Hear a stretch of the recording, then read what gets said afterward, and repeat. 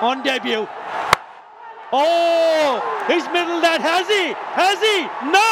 Into the stand! It's over! It's over! Done and dusted! স্বস্তির একটা series জয় ছিল বাংলাদেশের, 2-0 হয়ে গেছে। তবে প্রশ্ন রাখি 3-0 হবে তো? বাংলাদেশের ব্যাটিং ইউনিট খুব ভালো ক্লিক করছে না, খুব ভালো পারফরমেন্স করছে না। আপনি যদি প্রথম ম্যাচের কথা চিন্তা করেন, সেখানে রান চেয়ে পারভেজ হোসেন ইমন দারুণ একটা নক খেলেছেন, 4-এর চেয়ে ছক্কা বেশি। 4-এর চেয়ে ছক্কা বেশি এটা কেন বলছি? আপনি যদি সবশেষ একটা পরিসংখ্যান দেখেন যে 2025 সালে টেস্ট খেলুড়ে দেশের মধ্যে সবচেয়ে বেশি ছক্কা কিন্তু বাংলাদেশি ব্যাটারদের। একটা পর্যায়ে হতো বাংলাদেশি ব্যাটাররা খুব বেশি বড় ছক্কা মারতেই পারতো না, কিন্তু এখন আপনি যদি হিসাব করেন তাহলে অনেক বেশি ছক্কা মারতে পারে খুব সহজেই। সে নামগুলো হতে পারে পারভেজ হোসেন ইমন, তানজিদ তামিম অথবা জাকের আলী অনিক, ইনফ্যাক্ট শেখ মেহেদীর কথা আপনি বলতে পারেন, যিনি দ্বিতীয় ম্যাচে কি দারুণ সব 6 মেরেছেন। আচ্ছা, আমাদের ব্যাটারদের প্রসঙ্গে একটু আসি একদম শুরুতেই। আপনি যদি ব্যাটারদের কথা চিন্তা করেন, মিরপুরের এই উইকেটে রান করাটা একটুখানি কঠিন। আপনি 140 বা 150-এর উইকেটে ওই 180 আশা করতে পারবেন না। সেটা জাকের আলী অনেক প্রেস কনফারেন্সে এসে খুব ভালোভাবে জানিয়ে দিয়েছেন যে উইকেট বুঝেই তারা খেলতে চেয়েছেন, সেই কাজটা করছেন। হয়তো টপ অর্ডার থেকে আপনি ভালো রান পাননি। নাইম শেখ স্কুপ করতে গিয়ে ফিরেছেন। অন্যদিকে আরেক ওপেনার তানজিদ তামিম তো দ্বিতীয় ম্যাচে বিশ্রামী ছিলেন। পারভেজ হোসেন ইমনের ব্যাটে ওই অর্থে বড় রান ছিল না। কিন্তু আপনি যদি লিটনের কথা বলতে পারেন, যে ক্যাপ্টেন হিসেবে শ্রীলঙ্কাতে দারুণ একটা সিরিজ কাটিয়ে এসে তিনি এই হোম অফ ক্রিকেটে ঘরের মাটিতে ওই অর্থে খুব বড় রান এখন পর্যন্ত পাচ্ছেন না। তো তার থেকে 3 নম্বর ম্যাচে বাংলাদেশ বড় রান আশা করতেই পারে। লিটনের ব্যাটে যদি বড় রান থাকে তাহলে বাংলাদেশের জন্য রান করাটা সহজ হবে। মিরপুরের উইকেটে তিনি খুব ভালো ব্যাটিং করে থাকেন, আগে পরে প্রমাণ দিয়েছেন। আরেকবার যদি প্রমাণটা দিতে পারেন। আর ওপেনিং জোটের প্রসঙ্গে যদি আসি, যে বাংলাদেশের ওপেনারদের ক্ষেত্রে হয় কি, একজন একদিন বড় রান করেন, আরেকদিন আরেকজন করেন।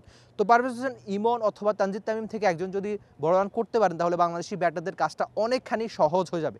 মিরপুরের উইকেটে তারা রান করতে পারবেন কিনা সেটাই সবচেয়ে বড় প্রশ্ন। বাংলাদেশের টপ অর্ডার থেকে যদি রান এসে যায় তাহলে কাজটা সহজই হবে। আর বোলিং ইউনিট, পেসাররা খুব ভালো পারফরমেন্স করছে, স্পিনাররা তো সবসময় ভালো থাকে। অনেকটা একই রকম একাদশ না থাকলেও তাসকিন আহমেদ তাজিম হয়তো 3 নম্বর ম্যাচে থাকবেন। আর আরেকটা নাম আসতে পারে, সেটা হচ্ছে তানজিদ তামিম, যাকে দ্বিতীয় ম্যাচে টিম ম্যানেজমেন্ট থেকে বিশ্রামে রাখা হয়েছিল। সেখানে নাইম শেখ খেলেছিলেন। নাইম শেখকে বসিয়ে হয়তো 3 নম্বর ম্যাচে সেই তানজিদ তামিমকেই ফেরানো হবে। আপনি আশা করতেই পারেন যে পাকিস্তানের সঙ্গে বাংলাদেশ এর আগে, মানে এই সিরিজ শুরুর আগে পরিসংখ্যান ছিল 19-3, যেখানে 19টা ম্যাচ জিতেছিল পাকিস্তান, আর বাংলাদেশ মাত্র 3টা ম্যাচ, যা দুটো আবার মিরপুরের হোম অফ ক্রিকেটে। সেই মিরপুরেই বাংলাদেশ ব্যাক টু ব্যাক দুটো ম্যাচ জিতে সিরিজ আপাতত নিজেদের করে নিয়েছে। আপনি বলতে পারেন যে ভাই, এমন স্পিন ফ্রেন্ডলি উইকেটে জিতে কী লাভ হবে? আচ্ছা, আমি মানছি এটা প্রসেসের ব্যাপার, বা আন্তর্জাতিক ক্রিকেটে এসে তো আপনি ক্রিকেটটা শিখবেন না। এই উইকেট যদি 180 বা 200 হতো, বাংলাদেশ যদি এমন উইকেটে হেরে যেত, তাহলে কি আপনি খুব বেশি খুশি হতেন? হয়তো উত্তরটা নাই আসার কথা। বাংলাদেশ মাঠে ক্রিকেটে যে ভালো পারফরমেন্স করছে, আপনি চাইবেন সিরিজটাও বাংলাদেশ জিতে নিতে। সেই কাজটা করতে টপ অর্ডার থেকে বড় রান আসতে হবে, স্পিনারদের ভালো পারফরমেন্স করতে হবে। বাংলাদেশ যদি পাকিস্তানকে 3-0 ব্যবধানে সিরিজটা হারাতে পারে, প্রথমবারের মতো হোয়াইট ওয়াশ করতে পারে, সেটা অবশ্যই প্রাপ্তিরই ছিল। এর আগে বাংলাদেশ পাকিস্তানের বিপক্ষে কেবলমাত্র একটা ম্যাচে সিরিজে জিতেছিল, সেটাও 2015 সালের, সেটাও এক ম্যাচে সিরিজে ছিল।